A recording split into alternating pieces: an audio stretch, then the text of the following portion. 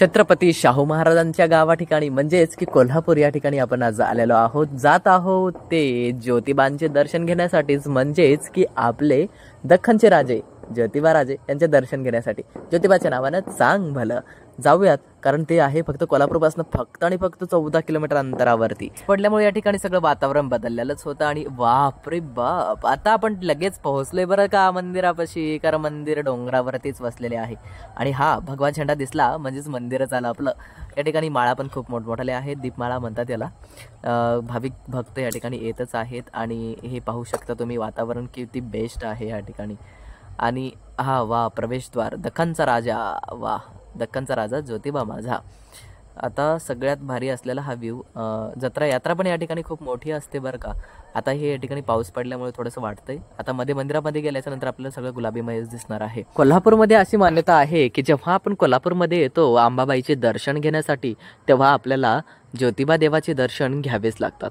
म्हणजे की या ठिकाणी आल्याच्या नंतर आपल्याला जे की आपले शिवांचे अवतार मानले जाणारे आपले ज्योतिबा, त्यांचं आपल्याला दर्शन घ्यावं लागतं. तेव्हाच कुठे आपल्याला कोल्हापूरचं तीर्थक्षेत्र घडतं. तर या ठिकाणी आल्याच्यानंतर आपल्याला समजलं की अरे वा, किती मस्त मंदिर आहे आणि खूप भारीच मंदिर वाटलं. कारण गुलाबीमय पहिल्यांदा मंदिर बघायला भेटतं बरं का मित्रांनो आपल्याला.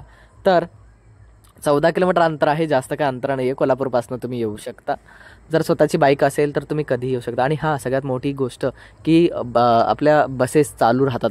दर 5 मिनिटाला तुम्हाला बस भेटेल. आणि बसचं एवढं काय तिकीट नाही आहे, फक्त 35 रुपये तिकीट आहे इथपर्यंत येण्यासाठी. त्यामध्ये पण आपल्याला खूप भारी दर्शन झालेलं आहे. मला वाटलं की व्हिडिओ बनवत होतो की नाही काय माहिती. त्यांनी पण म्हणले की काका म्हणले की बनवा, काय हरकत नाही, तुम्ही खूप दुरून येतात, भक्त खूप दुरून येतात, तर तुम्ही बनवू शकता.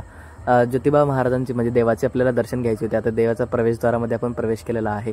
या ठिकाणी खूप सारे पुजारी या ठिकाणी थांबलेले होते आणि त्यांना विचारलं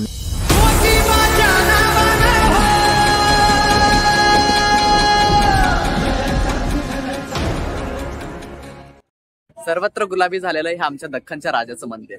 आणि या ठिकाणी